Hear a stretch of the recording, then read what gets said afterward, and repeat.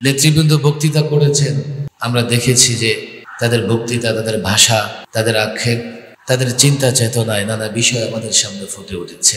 যেহেতু আল্লামা মুফতি আমিন রাহিমাহুল্লাহর গৃহবন্দী এবং এরপরে তার ইন্তেকালের পর, বিদায়ের পর, শাহাদাতের পর ফেসিবাদের জুলুম নির্যাতনের মুখে আমরা টিকতে পারিনি। যেহেতু আমাদের মধ্য থেকে কিছু লোকজন প্রলোভনে পড়ে, ধোকায় পড়ে ঐক্য জোটেরই অনেক নেতৃত্ব, অনেক দায়িত্বশীলকে বিচ্ছিন্ন করে দিয়েছে, যেহেতু পরবর্তীতে অবৈধভাবে কনভেনশন এবং নেতা নির্বাচিত হয়েছে, সেহেতু আজকের এই মুক্ত বাংলাদেশে নতুন করে ইসলামী ঐক্যজোটের সবগুলো পরিষদ সাজাবার চেষ্টা করা হচ্ছে। কেমন যেন ধ্বংসস্তূপ থেকে ঘুরে দাঁড়ানোর একটা চেষ্টা। এই চেষ্টা ইনশাআল্লাহ অব্যাহত থাকবে। সেই প্রচেষ্টার অংশ হিসেবে আজকের এই কনভেনশন। এই কনভেনশনে অত্যন্ত সংক্ষিপ্তভাবে আমাদের এই কমিটিগুলো এবং নির্বাহী কমিটির আংশিক ছোট্ট করে কর্মসূচি ঘোষণা করা হবে। লালবাগ জামিয়ার সন্তান আল্লামা মুফতি আমিন রহিমাহুল্লাহ রুহানি সন্তান যারা এসছেন, একটু ভেবে দেখেন আমরা কোথায় আছি। যে লালবাগ 70 বছর যাবৎ দিনী আন্দোলনের নেতৃত্ব দিয়ে আসছে, আজকে লালবাগে একটা গালি হয়ে গেছে। কে কতটা দোষী, কে নির্দোষ, আমি সেটা যাচাই করতে যাই নাই, যাচাই করতে চাই নাও। সামগ্রিকভাবে আমরা আজকে অধঃপতিত। আমাদের নিজেদের লোকেরাই আমাদের কাছ থেকে মুখ ফিরিয়ে নিয়েছে। আমরা চেষ্টা করব কি করে আবার আলেম ওলামাদের সঙ্গে মিলে মিশে কাঁধে কাঁধ মিলিয়ে কাজ করতে পারি। সে চেষ্টার অংশ হচ্ছে আজকের এই অধিবেশন, কনভেনশন। আমি অনুরোধ করব, সত্যিকার অর্থেই যদি আল্লামা মুফতি আমিন রহিমাহুল্লাহকে ভালোবাসেন, লালবাগ জামিয়াকে ভালোবাসেন, আমার অনুরোধ থাকবে চলুন কাঁধে কাঁধ মিলিয়ে লালবাগ জামিয়া আকাবের আসলাফ এবং মুফতি আমিন রহিমাহুল্লাহর মিশনকে আমরা এগিয়ে নিয়ে যাই। ইসলামী ঐক্যজোট একটা গঠনতন্ত্র ভিত্তিক পরিচালিত হয়। যে গঠনতন্ত্র আছে সেখানে মূলত এই জাতীয় কনভেনশন থেকে 3টা পরিষদ আমরা নির্বাচন করতে পারি। এর একটা হচ্ছে উপদেষ্টা পরিষদ, দ্বিতীয় মজলিসে শুরা, তৃতীয় নির্বাহী কমিটি। এক সময় ইসলামী ঐক্যজোটের মজলিসে শুরা এবং উপদেষ্টা পরিষদে যারা ছিলেন তাদের নাম শুনলে এখনো আমি অবাক হই। বাংলাদেশের এমন কোনো বড় ব্যক্তিত্ব ছিলেন না যারা ইসলামী ঐক্যজোটের উপদেষ্টা পরিষদে ছিলেন না। মজলিসে শুরা ইসলামী ঐক্যজোটের এতটাই শক্তিশালী ছিল, কিন্তু দুর্ভাগ্যের বিষয় হলো সত্যি যে আমরা আর তেমন শক্তি এখন কোথাও পাচ্ছি না। তারপরেও আমরা শুরুটা করছি ইনশাআল্লাহ। পর্যায়ক্রমে আমরা ঘুরে দাঁড়াবার চেষ্টা করব। উপদেষ্টা পরিষদে যাদের নাম আপনাদের সামনে প্রস্তাব করা হচ্ছে, অনেকে আগে থেকে উপদেষ্টা পরিষদে আছেন, অনেকের সঙ্গে কথা বলেছি, অনেকের সঙ্গে কথাও বলতে পারেনি। এই উপদেষ্টা পরিষদ অনেকটা প্রস্তাবনা আকারে থাকবেন। আমরা ইনশাআল্লাহ সকলের সঙ্গে কথা বলবো এবং এই পরিষদকে আরও দীর্ঘ করবার চেষ্টা করব।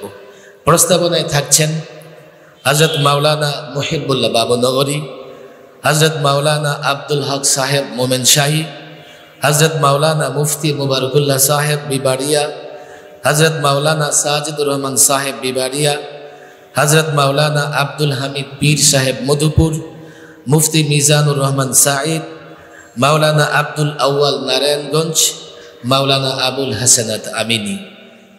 এই পর্যন্ত আমরা আপনাদের সামনে প্রস্তাব হিসেবে রাখছি। আপনারা যদি মনে করেন যে অনেকের সঙ্গে আলোচনা হয়েছে, আবার অনেকের সঙ্গে পূর্ণাঙ্গ আলোচনা হয়নি, যদি মনে করেন এইভাবে একটা উপদেষ্টা পরিষদ গঠন করে ইসলামী ঐক্যজোটের কাজকে বেগবান করা সম্ভব, হাত তোলে আপনারা আমার সঙ্গে সম্মতি জানাবেন ইনশাআল্লাহ। ইসলামী ঐক্যজোটের দ্বিতীয় কাজ হচ্ছে মজলিসে শুরা গঠন করা। ইসলামী ঐক্যজোটের যে মজলিসে শুরা, এটাই আসলে প্রকৃতপক্ষে ইসলামী ঐক্যজোটের পরিচালক এবং নিয়ন্ত্রণকারী। দলীয় সংবিধানের অনুচ্ছেদ 14 খ ধারা অনুযায়ী, দলীয় সংবিধানের অনুচ্ছেদ 14 খ ধারা অনুযায়ী ইসলামী ঐক্যজোট জাতীয় কনভেনশন থেকে একটি মজলিসে শুরা গঠন করবেন। এটা হচ্ছে আমাদের বর্তমান সংবিধান।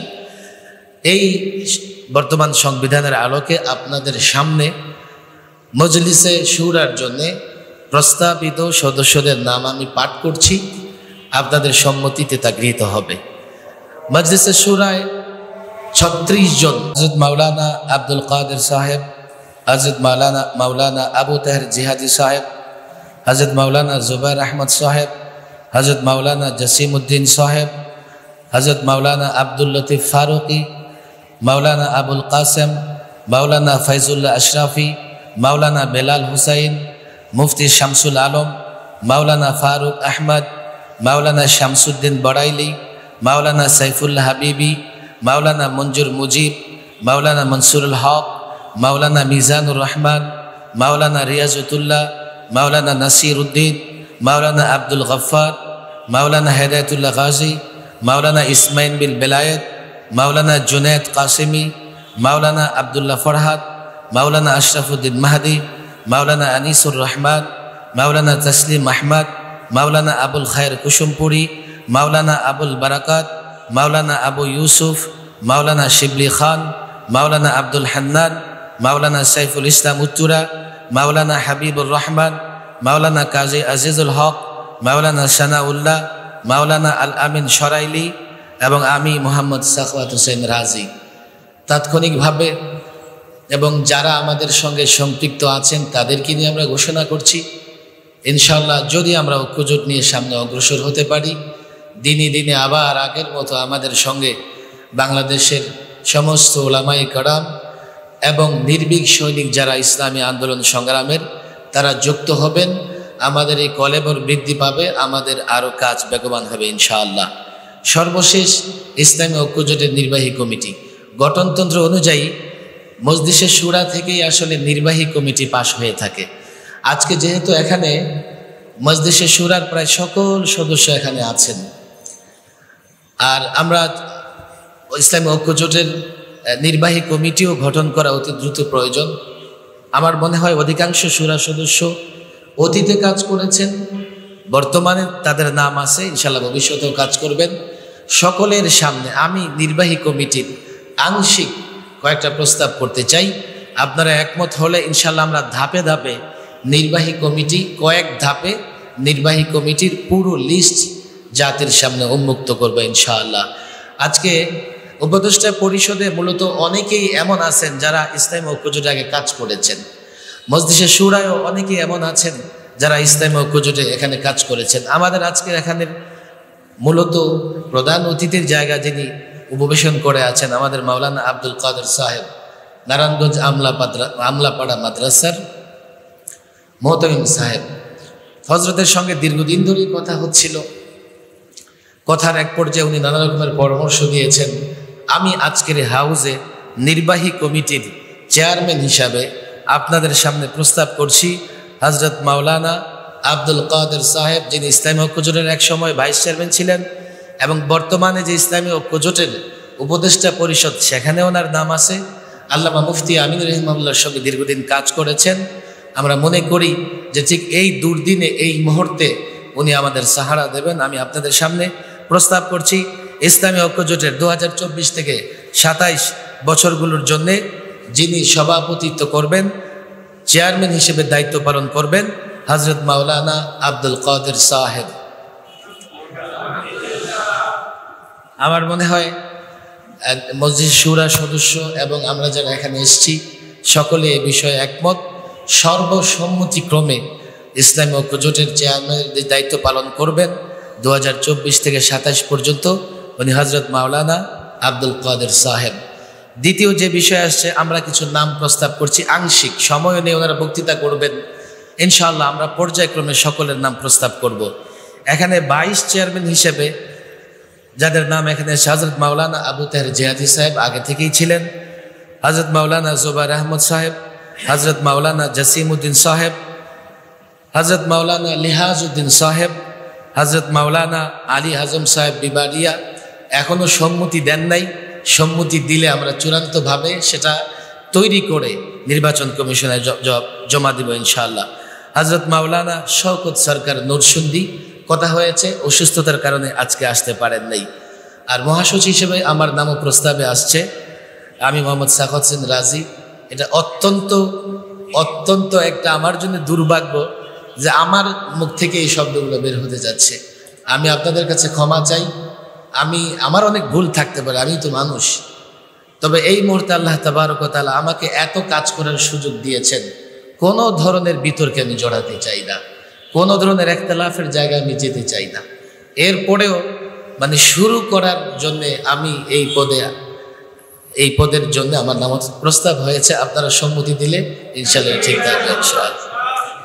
এরপরে আমাদের যুগ্ম মহাসচিব হিসেবে কয়েকজন নাম প্রস্তাবে এসছে, হযরত মাওলানা আবুল কাসেম সাহেব, মাওলানা মুফতি ফয়জুল্লাহ আশরাফি, মাওলানা বেলাল হুসাইন, মাওলানা মুফতি শামসুল আলম সাহেব। সহকারী মহাসচিব হিসেবে যাদের নাম এসছে, মাওলানা ফাইজুল্লাহ গাজী, মাওলানা ফারুক আহমদ, মাওলানা শামসুদ্দিন বড়াইলি, মাওলানা সাইফুল্লাহ হাবিবি। সাংগঠনিক সচিব হিসেবে যার নাম প্রস্তাবনায় এসছে, মাওলানা মঞ্জুর মুজিব। বিভাগীয় সাংগঠনিক সম্পাদক হিসেবে যাদের নাম প্রস্তাব এসছে, মাওলানা মনসুর হক, মাওলানা আবদুল্লাহ ইয়াহিয়া, মাওলানা মিজানুর রহমান, মাওলানা শহীদুল্লাহ ইনসাফি, মাওলানা আহসানুল্লাহ মোহাম্মদ আহসানুল্লাহ মাস্টার, মাওলানা সানাউল্লাহ, মাওলানা আবু সাইম। সহকারী সাংগঠনিক সচিব হিসেবে প্রস্তাব এসছে মাওলানা আশরাফুদ্দিন মাহদি। প্রচার বিষয়ক সম্পাদক মাওলানা কাজী আজিজুল হক। সহকারী প্রচারে আছেন মাওলানা কাউসার আহমদ। দপ্তর বিষয়ক সম্পাদক হিসেবে আসছেন মাওলানা রিয়াজউদ্দৌলা। সহকারী হিসেবে মাওলানা নাসির উদ্দিন। আন্তর্জাতিক বিষয়ক মাওলানা আব্দুল গফফার। ধর্ম বিষয়ক মাওলানা তোলহা। আইন ও বিচার বিষয়ক হিসেবে আগে থেকেই যিনি ছিলেন আইনবিদ, আইন বিশেষজ্ঞ হযরত মাওলানা হেদায়েতুল্লাহ গাজী সাহেব। আমাকে বলতেছে যে অনেক দিন তো একই পদে আছি, তো যেহেতু সবার প্রস্তাবনা আমি এটা ফালাইতে পারি নাই। তবে উনি যদি মনে করেন, আমরা তো আংশিক ঘোষণা করতেছি, ইনশাল্লাহ পরবর্তী ঘোষণায় আমরা এটা সংশোধন করে বাংলাদেশের লালবাগ কাটার অঞ্চল, এই অঞ্চলে মামলা মোকদ্দমা সবচাইতে বেশি যিনি বুঝেন আমাদের মীর মাওলানা হেদায়েতুল্লাহ গাজী সাহেব। এই পদ থেকে উনি যেতে পারবেন না, চাইলে পাশাপাশি আরেকটা দায়িত্ব উনি পালন করতে পারবেন। দাওয়া বিষয়ক হিসেবে মাওলানা ইসমাইল বিন বেলায়েত আসছেন, মাওলানা জুনায়েদ কাসিমি যুব বিষয়ক সচিব, মাওলানা আবদুল্লাহ ফরহাদ শিল্প বাণিজ্য বিষয়ক সচিব, মাওলানা শামীম আহমদ নির্বাহীর মধ্যে আছেন, মাওলানা জাফর আহমদ। এটা আংশিক, আমরা মানে 101 জন কমিটির মধ্যে হয়তো 30-32 জনকে আমরা পড়েছি। বিবারের মাওলানা বোরহানুদ্দিন কাসিম সাহেব এখানে আছেন। বিবারের বিষয়টা আসলে আমরা ওনাদের হাতেই ছাড়ি, ওনারা আলোচনা করবেন, আলোচনা করে ওনারা যেটা ভালো মনে করবেন আমাদের পরামর্শ দিবেন ইনশাআল্লাহ। আল্লামা মুফতি আমিন রহমাতুল্লাহর ঘাঁটি হিসেবে আমরা সেভাবেই করার চেষ্টা করব। সময় অনেক দূর গড়িয়েছে, আমি মনে করি কমিটি, পদ পদবি এগুলো মাত্র আনুষ্ঠানিকতা। আমরা যদি কাজ করি, এখানে যারা আছেন এক এক করে নাম বলতে গেলে এক একজন এক এক কমিটির চেয়ারম্যান হওয়ার যোগ্য, এক একজন এক এক জাতীয় কমিটির মহাসচিব হওয়ার যোগ্য, অনেকে আসেনও বটে। আমি বিশেষ করে আল্লামা মুফতি আমিন রহমাতুল্লাহ যারা খেদমত করেছেন, যারা দেখেছেন, তাদের কাছে অনুরোধ করব, আল্লামা মুফতি আমিনের আদর্শ যেন মাঠে মারা না যায়। আদর্শের সঙ্গে আপনারা থাকবেন, কাজ করবেন। আমি সাখাওয়াত কালকে বিভ্রান্ত হলে আমার সঙ্গে না থাকাই হবে আমার দাবি। ইনশাআল্লাহ আমরা এভাবে কাজ করে যাব। আজকে সূচনা, অনেক ফিতনা হচ্ছে, অনেক প্রতিবন্ধকতা হচ্ছে। আমরা কয়েকজন যদি মিলে কাজ করতে না পারি, এই ফিতনা প্রতিবন্ধকতা আমরা দূর করতে পারবো না। আমাদের আরও 3 জন সম্মানিত মেহমান আছেন, এখন আপনাদের সামনে আলোচনা করবেন।